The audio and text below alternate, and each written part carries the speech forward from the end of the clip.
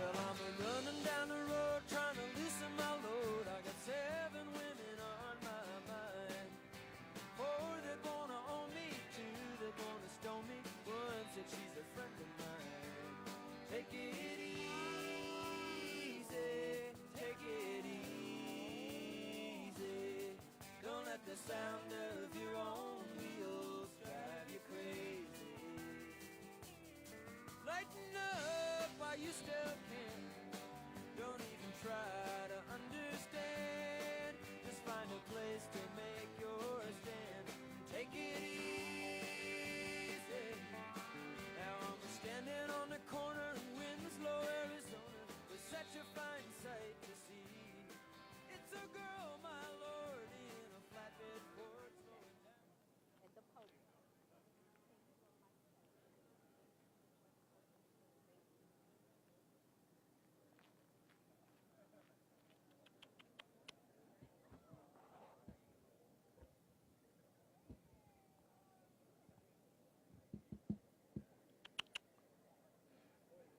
Podium mic, 1, 2, 3, 1, 2, 3.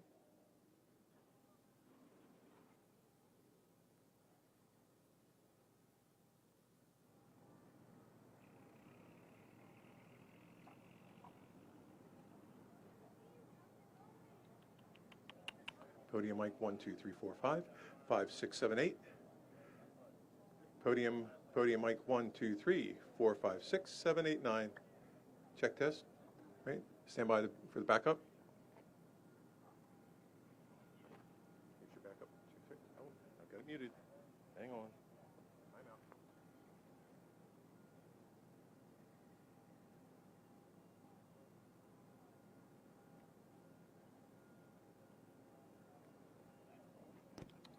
Here's your backup mic. 5, 6, 7, 8, 9, 10, 11, 12. Check, check. Thank you.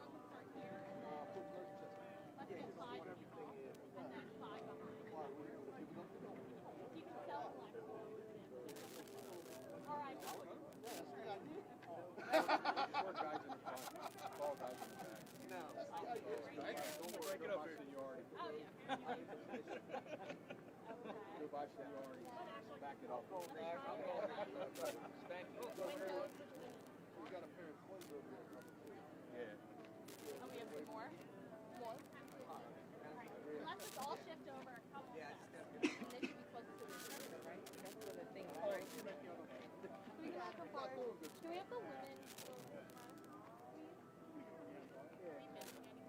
The two guys, yeah. Now you want me in the front?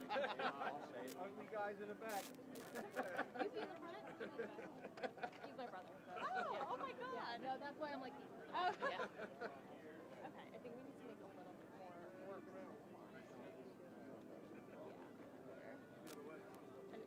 Thinking like 2 windows.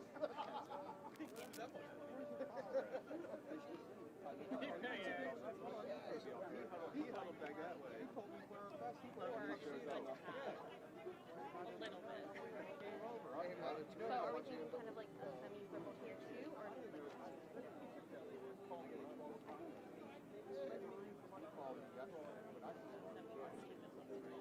He definitely. Hey guys, can we do like 2 lines with like the windows? Like this? That's good. All right. Just point to the spot. I guess. You got 2 more coming. You got 2 more coming. Yeah, I guess. Tall guys in the front? Yep. You all right? Yes, sir. In this area. The speaking position is right here. Pick a window. Pick a window. Right? On the end, yeah.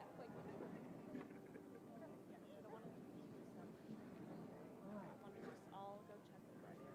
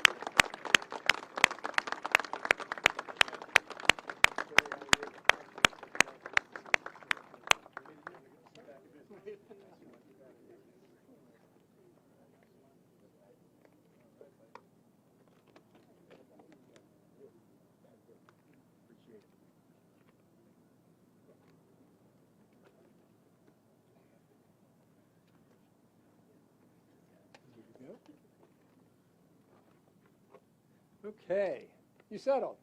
Settled. Oh, I'm ready. I'm ready. Good afternoon and welcome to a very busy and active Port of Baltimore.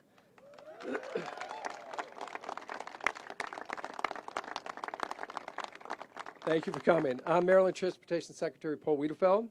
From the cargo ship you see behind me to the longshoremen who are processing the containers, the bustling Port of Baltimore is a direct result of the extraordinary work of the men and women with unified command. Thank you so much.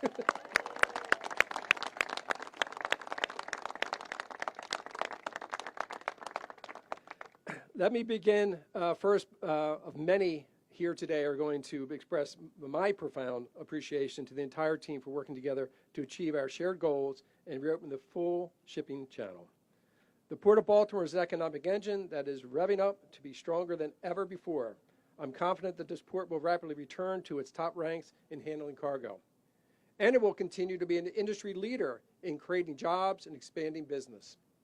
I want to thank President Biden, Secretary Buttigieg, Director Tom Perez, and everyone at USDOT for their tremendous support through this whole effort. Finally, Today's major milestone would not have happened as quickly as it did if it were not for Governor Wes Moore.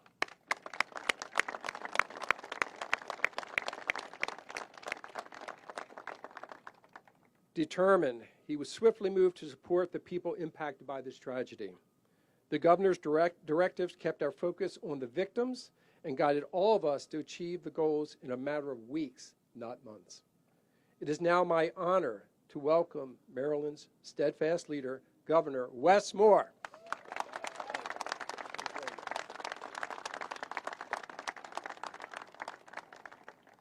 Good afternoon. It's a great afternoon. Great afternoon. And I've been waiting to say this for every day for the last 11 weeks. Maryland, the Fort McHenry Channel is fully cleared and the Port of Baltimore is reopened for business.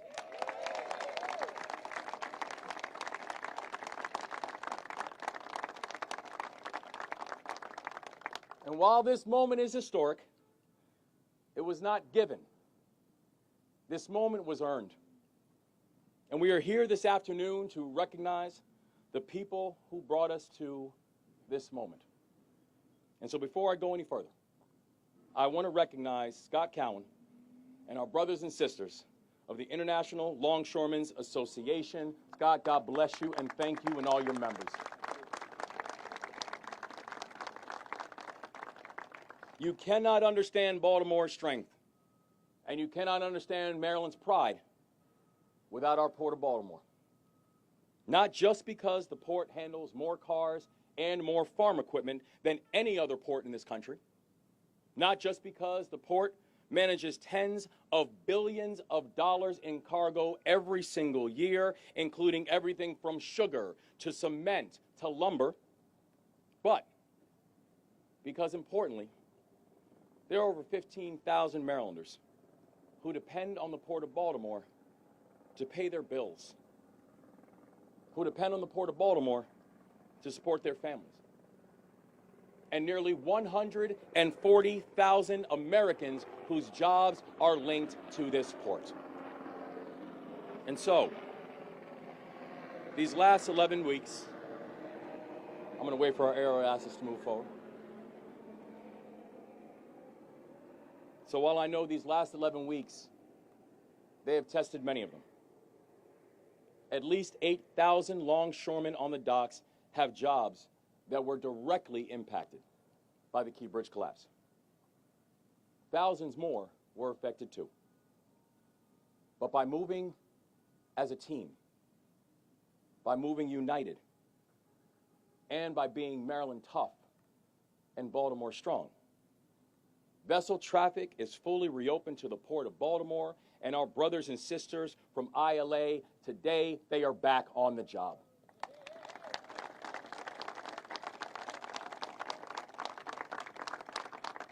But today didn't just happen. We made today happen. This has been a remarkably complex operation spanning multiple objectives, hundreds of assets, and thousands of people. And first, I want to thank our remarkable first responders and every single member of Unified Command.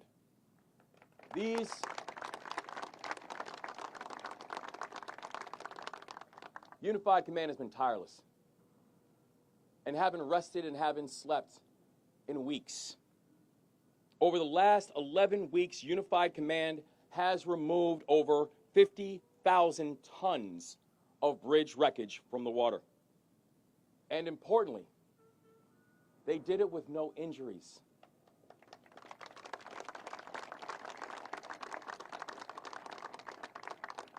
We said from the start, we lost 6 Marylanders. We're not losing anymore. And this team did remarkable work without a single person being injured. This team is composed of hundreds of public servants, and I want to recognize just a few this afternoon. First, Rear Admiral Shannon Gilreath from the United States Coast Guard. Admiral, thank you so much for your leadership.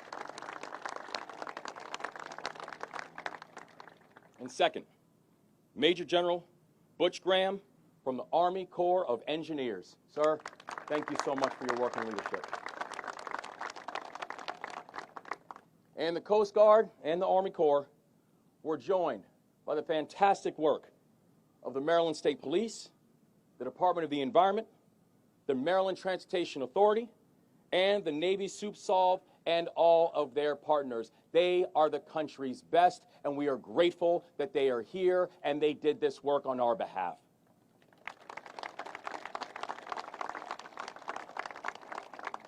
This has been a truly unified effort.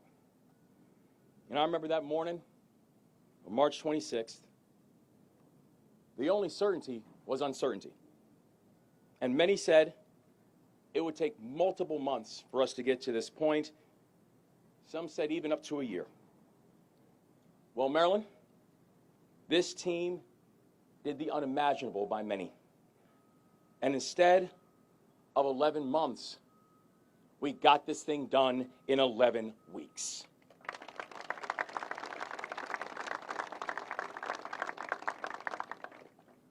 And I also want to be very clear, this would not have happened without our extraordinary partners in the Biden-Harris administration. Now, I remember the first phone call that I got from the White House was around 3:30 that morning. And they have been in lockstep with us every single step of the way. They helped us to stand up the Small Business Administration's recovery centers in Baltimore to help individuals and businesses affected by the collapse.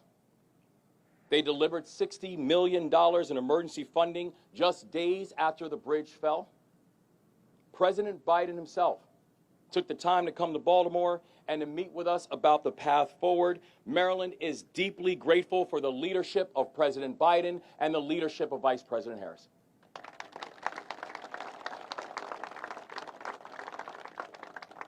And we are so thankful for their absolutely lights out team.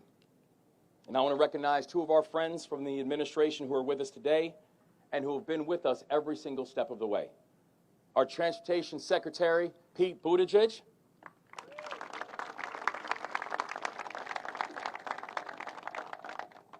And our Senior Advisor, Tom Perez. Thank you both for your friendship. Thank you both for your leadership. I could not be more proud of our president and this administration. I could not be more proud of the leadership that every member of this team has demonstrated. Because today didn't just happen. We made today happen.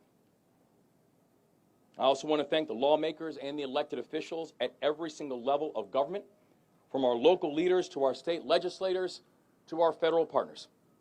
Every piece of this operation affected every other piece of this operation.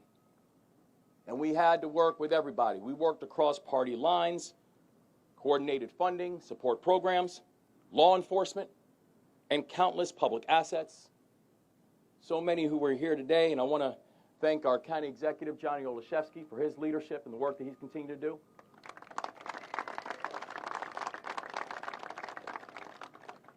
Also, I see our county executive, Stuart Pittman from Anne Arundel County, and also Mark Elwood from Montgomery County as well.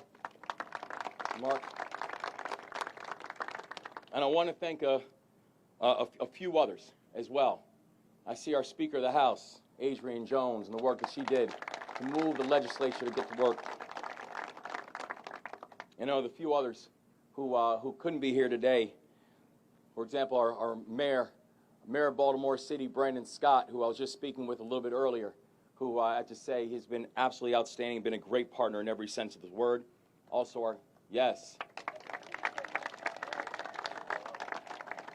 And also our Senate President, Bill Ferguson, who I know I think is on his way over here, but if he's not here, I wanted to cheer loud enough that he can hear us when he's on his way. There he goes. Good to see you, Mr. President. Our federal delegation, where I say I have the most outstanding federal delegation that any governor could ever ask for. So our senators, Ben Cardin, our senators, Chris Van Hollen, Congressman Kwesi Mfume, who I actually just got off the phone with, and as we speak, he is He is working the Hill for 100% federal funding on it, so keep working, Congressman Ufume, and thank you. And to our entire congressional delegation, both Democrats and Republicans, because I think that if there's one thing that we've shown in Maryland is that progress is not partisan, that progress requires partnership. And Team Maryland is stronger today than ever before. I have never been more confident that this is Maryland's decade. And I've seen how each and every person in Maryland works together to get things done. All gas, no brakes. Today didn't just happen. We made today happen. I also want to thank our friends who have stepped up across society in all parts of our community, including our port community and also the private sector. Moving in partnership is not just about government moving together. It's about all parts of society being willing to work together and to make big things happen. And this team worked with us to ensure that commerce continued to flow through the port even after the bridge fell, and helped to avoid mass layoffs. The remarkable leadership of our port administrator, Jonathan Daniels.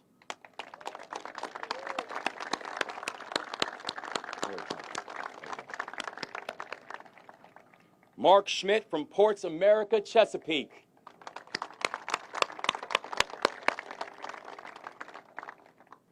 A VP of Corporate Relations at Domino's Sugar, Peter O'Malley.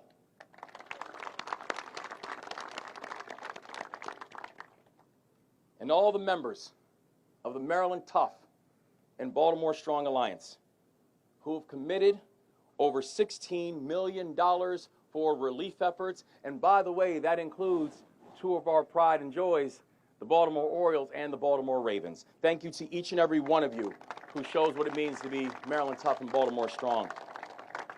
Because today did not just happen. Today was made to happen. And last, but certainly and absolutely not least, I want to thank my team. I know we are joined here today by leaders who have been absolutely essential to this work, by leaders who took this work personal, by leaders who stuck up for each other and cared for each other and never forgot our mission.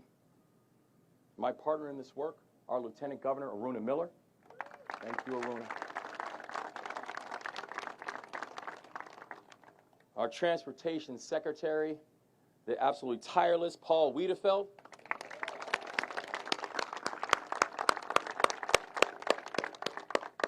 And all of the members of the Moore Miller administration. You all have been tremendous partners in this effort. And I couldn't be more proud to be your colleague. This work is much bigger than one person. It required all of us. And every single one of you stepped up. And while Unified Command cleared the channel,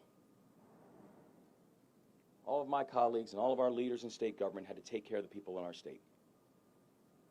And you've heard me say before, mission first, people always.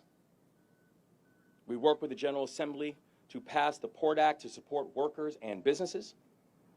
And just 4 weeks after the bridge collapse, we stood up 5 different economic and financial relief programs to help Marylanders that have been impacted by this collapse.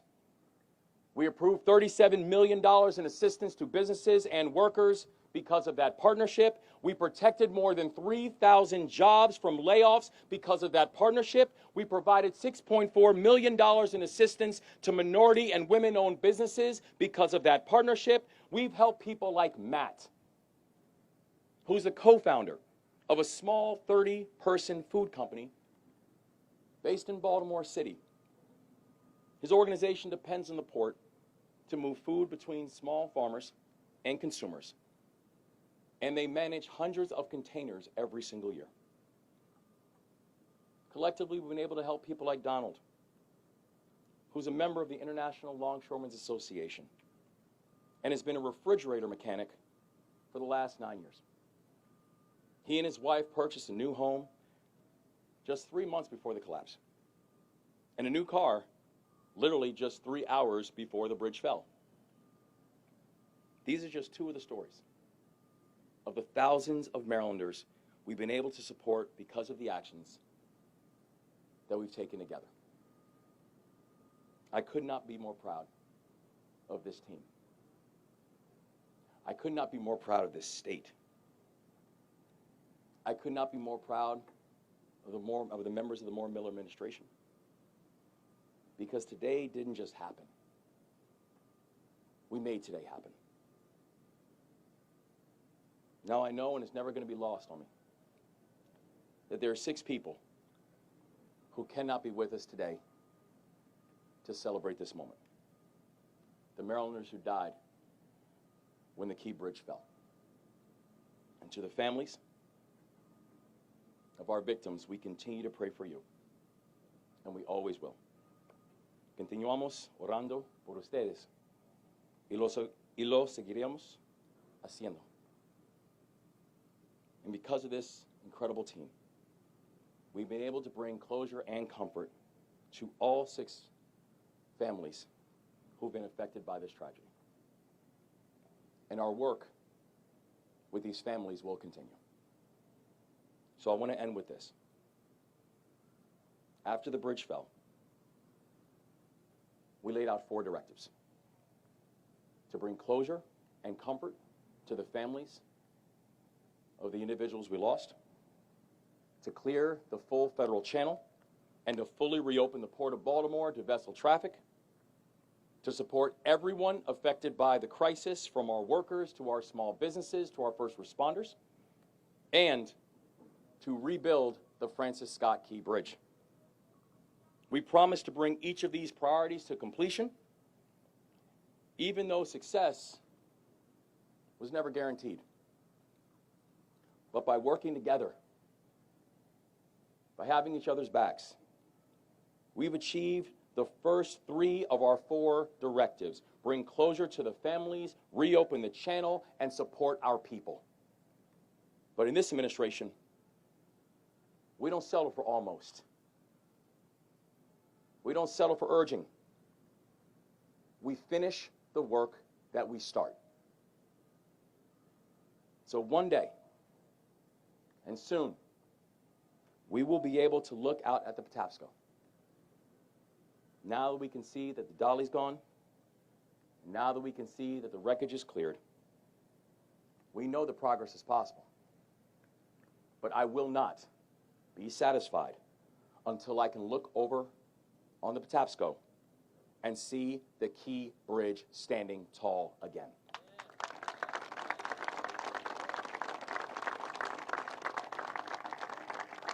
We're going to keep working with President Biden. We're going to keep working with members of Congress from both sides of the aisle, and we are going to make that vision a reality. That is the push.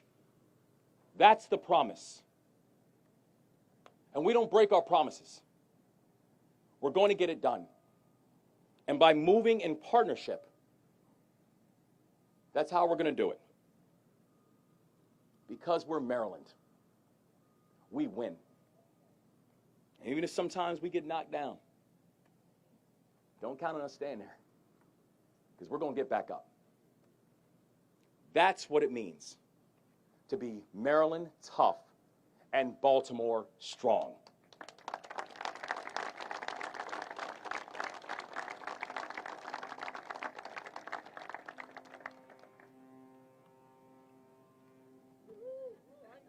You hear that?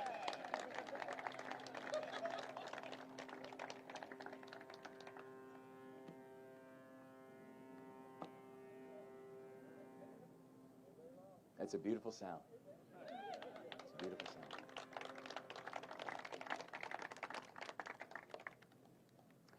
And I could not think of anything more fitting than to turn the microphone over to somebody who was there that first morning and who said, "We're going to be with you every step of the way, Governor." And to now be with him that morning of March 26th, and to be with him now with the full federal channel reopening, it's only appropriate that we're able to have this full circle moment with someone who is a true partner in this work and has been an outstanding friend inside this work. U.S. Secretary of Transportation, Pete Buttigieg.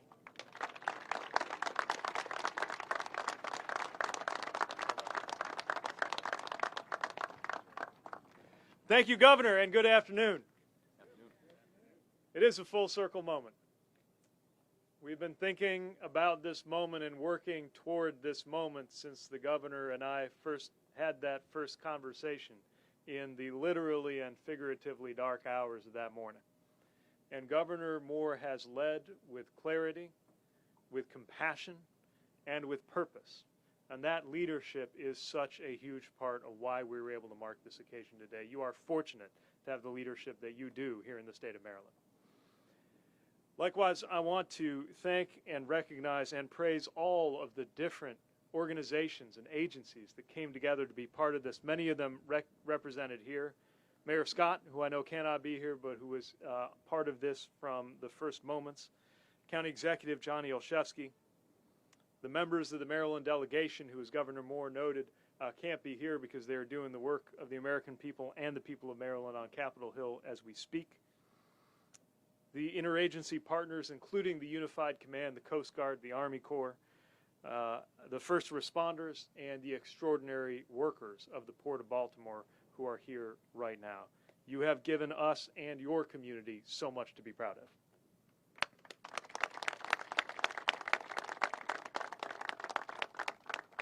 What happened that early morning of March 26th was horrific.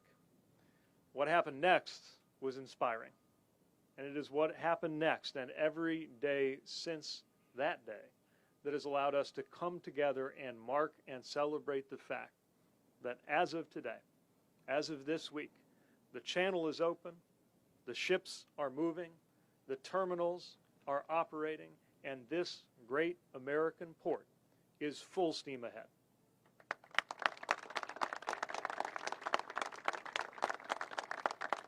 President Biden made clear from that first day in those early hours that the federal government would do everything that we could to support the city, the county, the state, to get the Port of Baltimore back open and to get that bridge rebuilt. And what followed was an embrace of the people of Baltimore by the whole administration and really by the whole country to get this port back open in less than 100 days.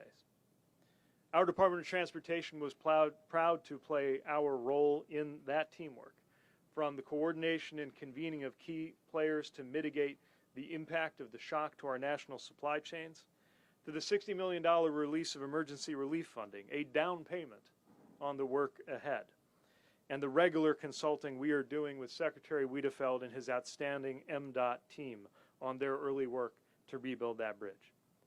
We revised a grant that was in the works to rush funds to Trade Point Atlantic, a nearby terminal, so they could quickly increase the amount of cargo that they could take in and help them effectively double their capacity to help handle the auto imports and exports while the port was closed.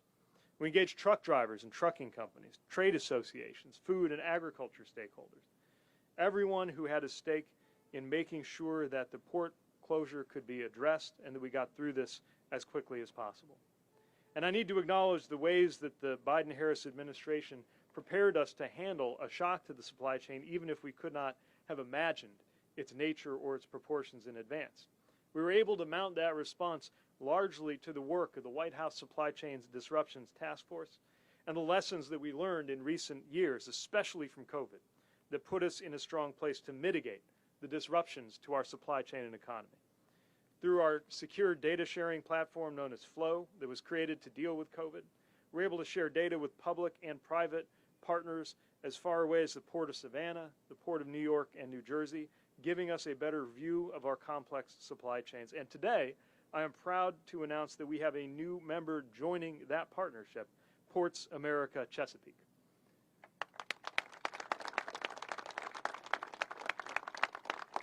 That news comes at a welcome and important time. As the Port of Baltimore reopens, that transparency is going to be vital for preparing for the next phase. For over 2 months, crews have worked day and night to get us to today, including with incredibly difficult conditions at times that made visibility very challenging.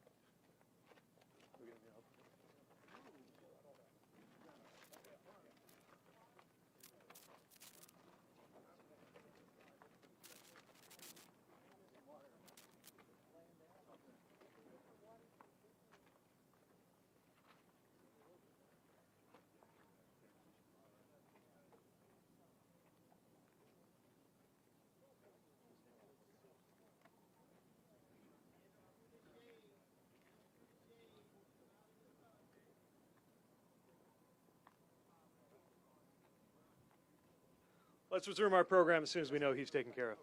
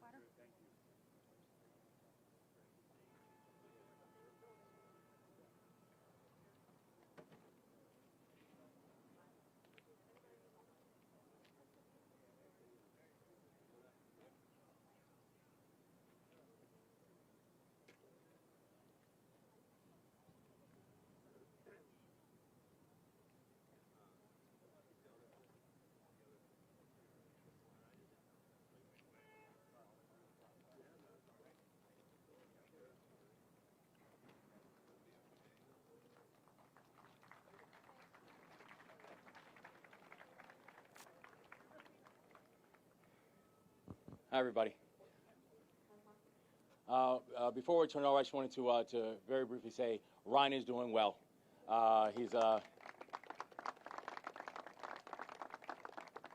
He's up too, and he's very excited that the port is now reopened. Just wanted to make sure everyone knew that. I'm excited to turn it back over to our Secretary of Transportation, Pete Buttigieg. Thanks, Governor. And I said just about everything I came here to say. It does make me reflect on three things we're noting today.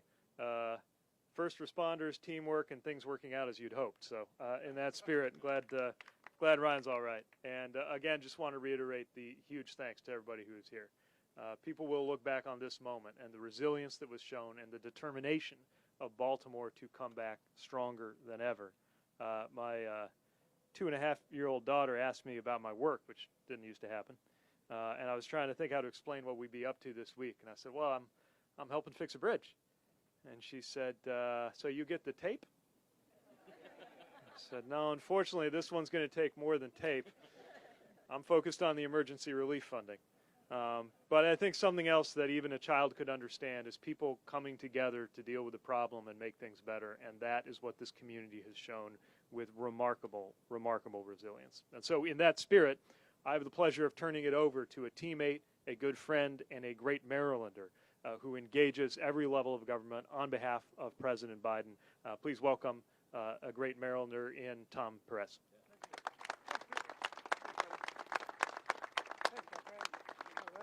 All right. Good afternoon, everyone. It's an honor to be here. You know, the Port of Baltimore is over 300 years old. The president's great-great-grandfather worked here as a waterman in this bay. This port is older than our republic, and it's been through some ups and downs. And I remember March 26th, that morning, sitting in the Oval Office with the president as we confronted the unimaginable.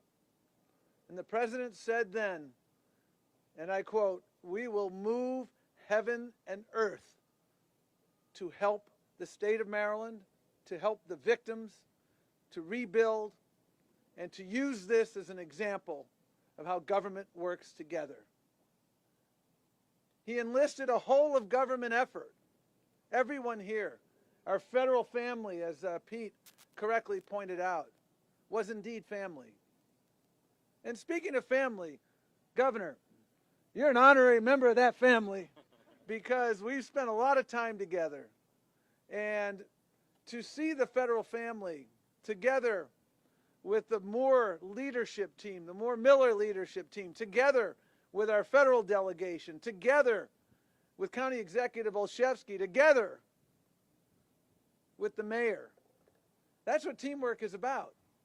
You know, there are a lot of people across this state and across America who've begun to lose faith in government. They're wondering, can government get things done? Can government get hard things done? Look at the last 11 weeks of partnership here.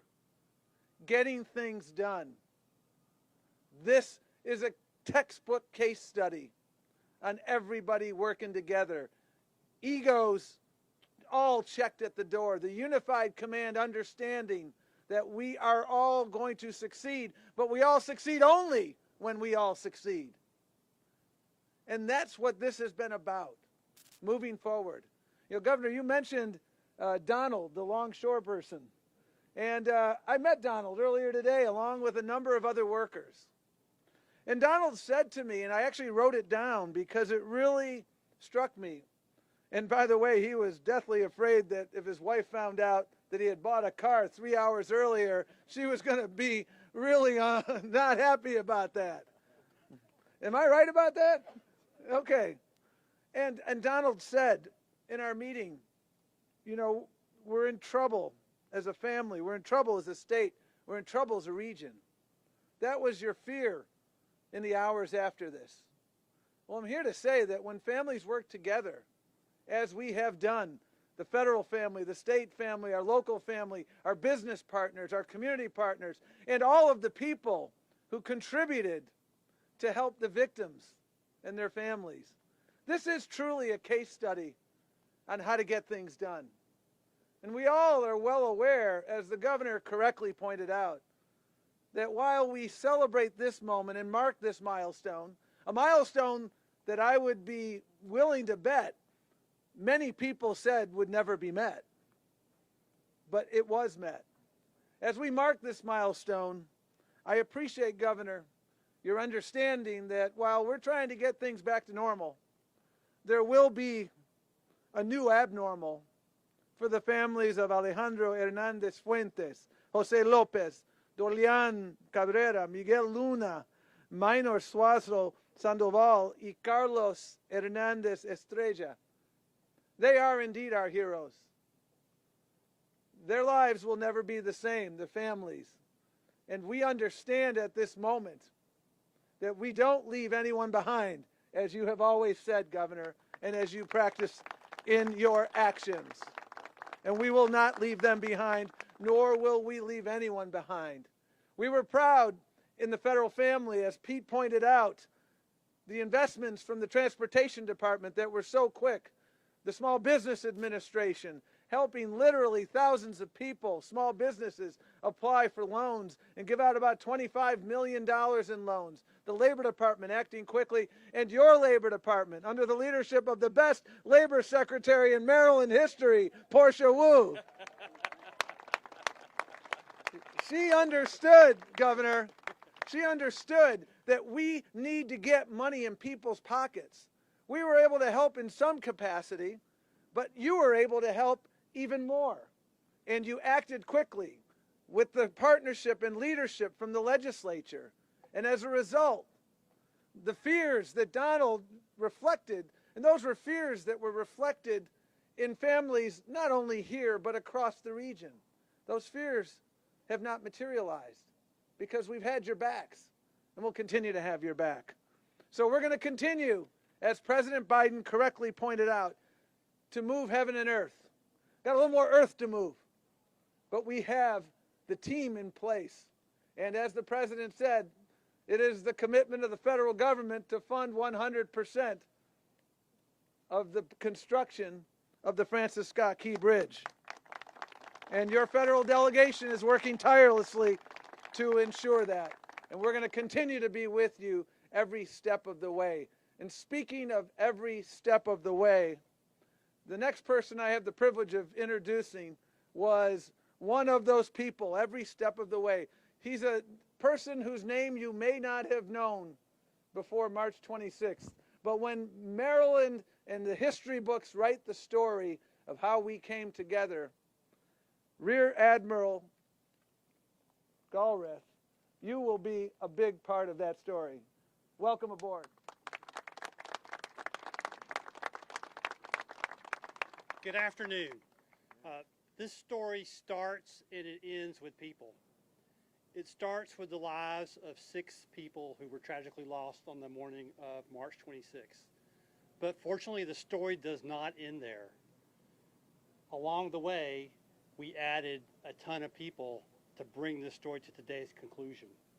We added first responders, firefighters, policemen, Coast Guard sentinels who showed up on the water to search for victims. We added more people as the Unified Command stood up. The Army Corps of Engineers, the Department of Maryland Environment, the state police from Maryland. All of those people came to this event to help, to be part of the solution. And they formed an incredible unified command that I could not be prouder of. All the efforts from the local level, the state level, the federal level. You have set the standard for unity of effort for future unified commands. I'm so proud of you.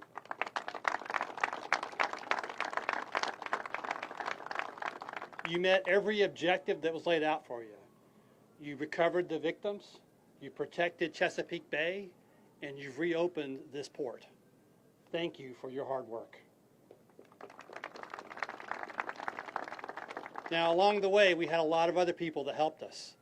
And so, Governor Moore, I want to say thank you to you personally for your leadership and your support for this unified command, and in particular for the trust that you showed us and this team of people that came to work. That trust made all the difference in speed. It's why in 2.5 months, we've got the channel reopened and cleared, the dolly removed from the waterway there, and we've got the port reopened. So that trust makes a world of difference. So Governor, thank you for your trust. Thank you. Thank you also, and to the elected officials in Maryland at every level of government, thank you for your support and trust as well. Because while the Unified Command was focused on those objectives I just said, you were focused on taking care of the rest of the community. You were focused on finding ways to help the port workers. You were focused on finding ways to improve the supply chain. Mr. Secretary, thank you for that help, for help relieving some of that pressure that would have been even harder on the Unified Command. They had enough of a hard task in front of them. You helped relieve that pressure. So thank you all for helping take that pressure off their backs and letting them focus on their jobs. That made the difference. So thank you. I also want to say a special thank you to the community and the people of Baltimore and Maryland. When the governor says, "You're Maryland tough and Baltimore strong," he truly means it, and I believe it. And I just want to thank you for the support you've provided the Unified Command and the salvors and the workers who've been doing this for this entire 2.5 months. It's made a difference. When we check in at a hotel, we go eat at a restaurant, we see you on the street somewhere, or we see you on the water, and you say, "Thank you. How can I help you? What's going on?" That interest, that caring, that support, that love that we feel, it makes a difference to making this team go faster as well and stay motivated. So thank you. And finally, I want to say thank you to the maritime community. Thank you for your support, for working with us to open alternate channels so we could begin to move commerce to the conclusion of this week on Monday when we got that full 700-foot wide, 50-foot channel reopened. Thank you for that work and support. I'm so proud of that opportunity to work with you. Unified Command is proud of that opportunity to work for you, and you made a tremendous difference. So thank you very much, and congratulations on a terrific port reopening. I'll now turn it over to Major General Butch Graham. All right. Thank you very much. It's always good going towards the end here when all the good lines have been taken. 700-foot wide, 50 feet deep, Baltimore's back in business. Delighted to see. Three quick points just want to highlight to add emphasis to what's already been said. First point, as the governor said, that this massive operation was done safely. We do a lot of diving in the Corps of Engineers, and this is some of the most hazardous diving that I've ever been part of. There were 0 lost time accidents as a credit to the crane operators, the divers, the mariners, the salvage experts who were working below, on, and high, way high above the Patapsco River since 30 March. Governor Moore, we appreciate your leadership to know that safety comes first and everybody gets to go home at the end of the day. Thank you, sir.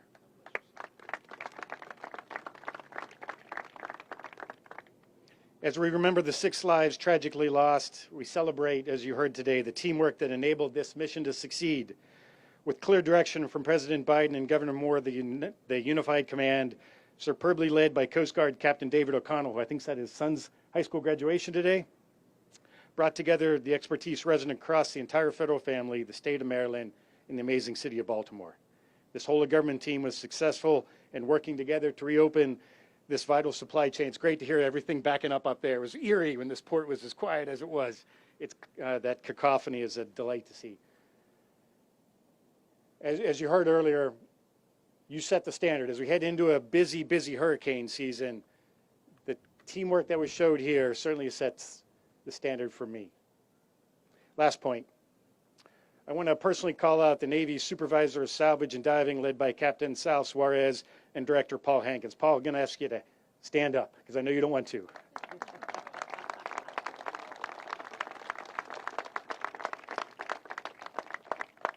Their world-class expertise, coupled with the superb capability of their contractor, Don John Marine from Newark, New Jersey, they made today possible. So Governor Moore, as an Army vet living in a Navy town, it's no surprise to you that the Army and the Navy make a great joint team. They sure do. Yeah, thanks for that. Okay, so one last person to embarrass here today. Colonel Esty Pinchason. Go ahead and stand up, Esty.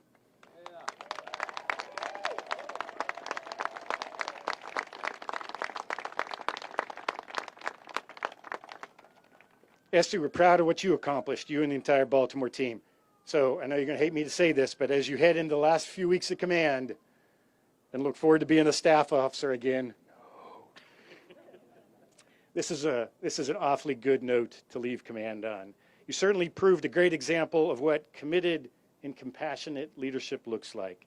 You certainly live up to the Army motto, being all you can be. Esty, we salute you and the Baltimore team. Mission accomplished. Well done. County Commissioner, I think you're up next. Thank Baltimore County Executive.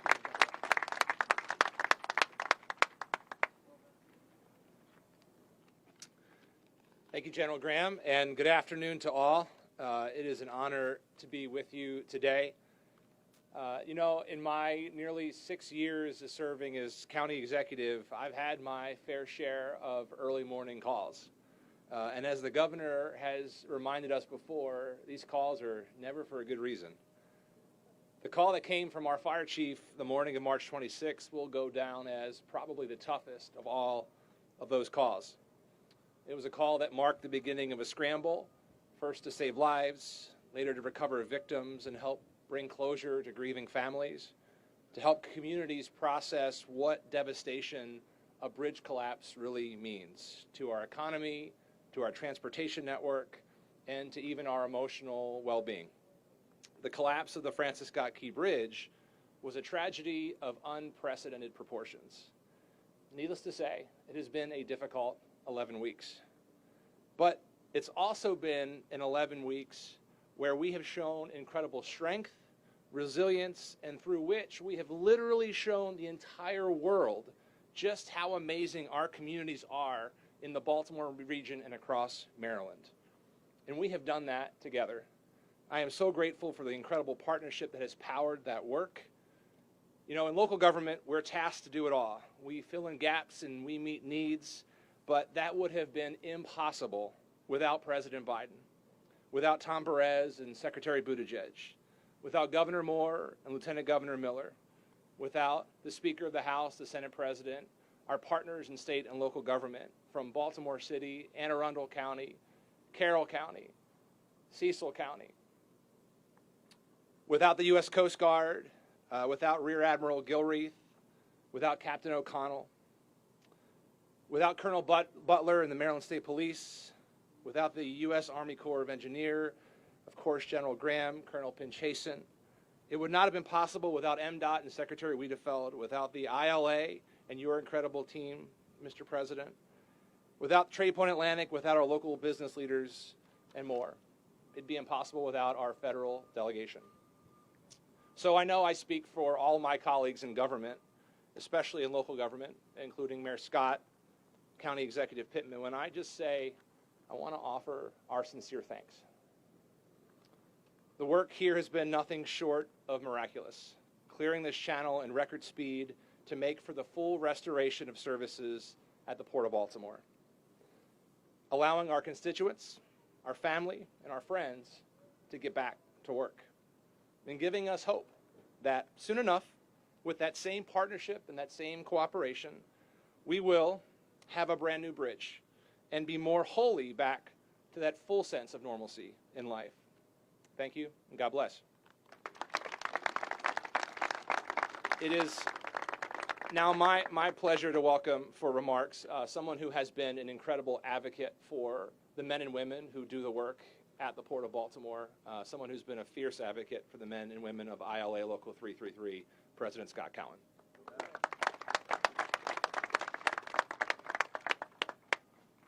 Good afternoon, everyone. Big day in the Port of Baltimore and a very big day for the ILA. While this is, you have a 700-foot, 50-foot deep channel here in the Port of Baltimore today, they over-delivered a little bit. We were working a few weeks ago. The Army Corps of Engineers and the Coast Guard made it possible to get every ship that we could handle in here over the last several weeks. So thank you very much for that.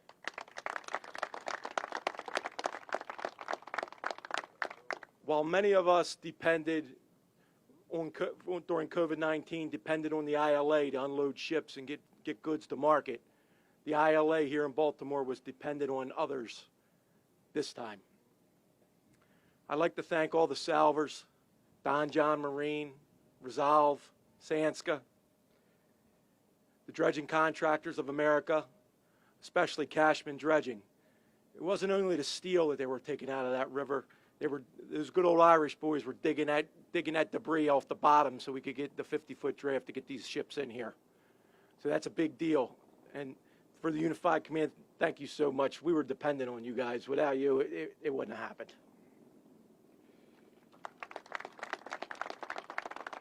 I'd be remiss if I didn't mention our International President, Harold Daggett, Executive Vice President, Dennis Daggett, CEO of United States Maritime Alliance, Dave Adam, Executive Vice President of USMX, Paul DeMaria. They were the first ones to provide relief to longshoremen within a week from the bridge collapse.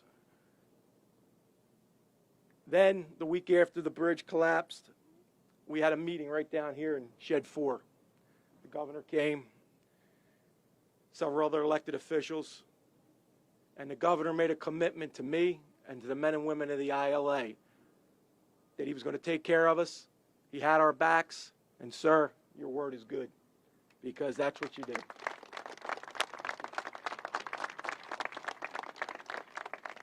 A lot of times in this industry, it's a tough industry, it's very competitive. We were a wounded port. And believe me, as soon as that bridge fell down, other ports were looking to take our cargo.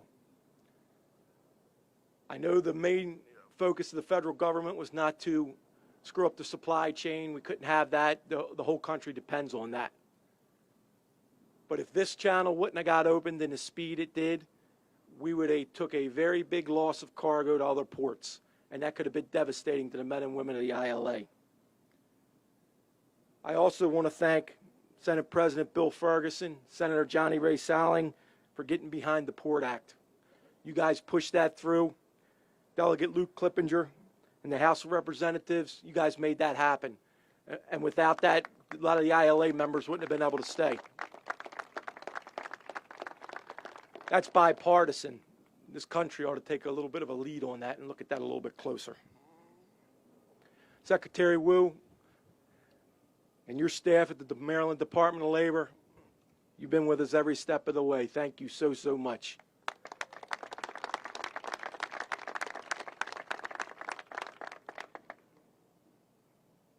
Executive Director Jonathan Daniels and your staff at the Maryland Port Administration. I must have called you every day for like 60 days straight, several times a day, and you always picked up. And if you couldn't, you sent me a text and got back to me. So you kept my nerves down a little bit, and I appreciate that. Secretary Wiedefeld, thank you as well. I don't know any Secretary of Transportation for any state would want to dealt with this thing. The Baltimore Community Foundation. They stepped up to the plate and helped the ILA members with a grant, and it will not be forgotten. I know some of those folks are here today, and thank you so, so much for the Ravens and the Orioles donating money to the Baltimore Community Foundation. It's you know, most people wouldn't have received the relief that the ILA members did here in the Port of Baltimore.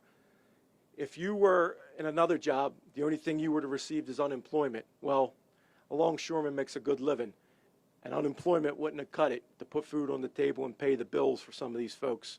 If these people wouldn't have stepped up, we'd have had a hard road to tow. Luckily, we had that help, and believe me, all the members of the ILA appreciate it.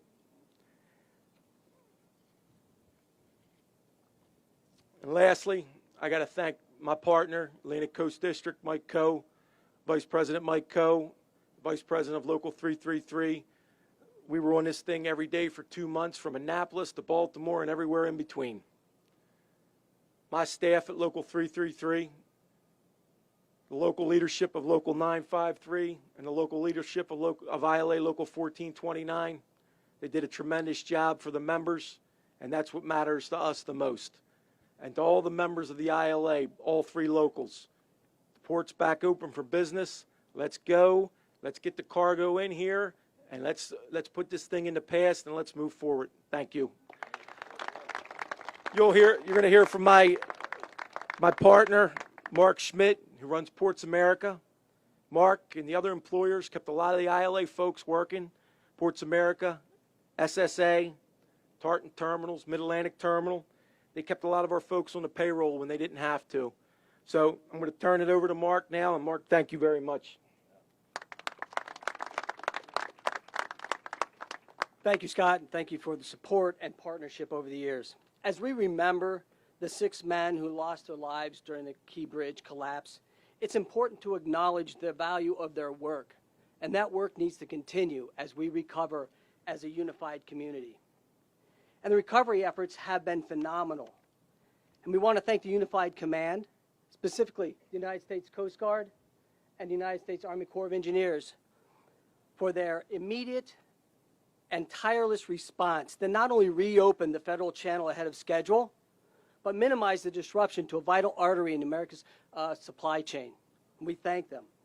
We want to also thank Governor Wes Moore, Secretary Paul Wiedefeld, and Executive Director Jonathan Daniels for their unwavering leadership in the community during this unprecedented event. We thank you and thank you all. As a proud member of Maryland Tough and Baltimore Strong Alliance, led by the Baltimore Committee, Greater Baltimore Committee, for Ports America Chesapeake kept their entire staff, along with 350 ILA members employed, and we thank them for their dedication as they maintained equipment, improved our facilities, and took the opportunity for additional training. We thank them so that we can get back to servicing our customers better than before. Other Alliance members committed more than $15 million to support recovery efforts. These dollars are going towards immediate and ongoing relief needs, such as supporting port workers and their families and other community organizations. Thank you. Over the next month, we're expecting 97 vessel calls, with operations at pre-closure levels by mid-July. By mid-July. Tribute to us all. With this momentum, through our partnership with the ILA, the Maryland Port Administration, we at Ports America Chesapeake are eager to continue to grow and fortify the business at the Port of Baltimore. Thank you, and thank everyone here for their attendance. We appreciate it. I'd also like to reintroduce the Governor for final words. Thank you very much.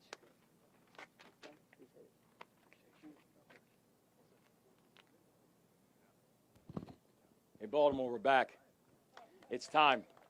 It's time. Each and every one of you, this is our win. We're so grateful. We're so thankful. We are ready to get back to work. This is Maryland's decade. This is our time. And we thank all of you for everything you continue to do to make it so. God bless you guys, and thank you so much for making today happen. Thank you. Thank you.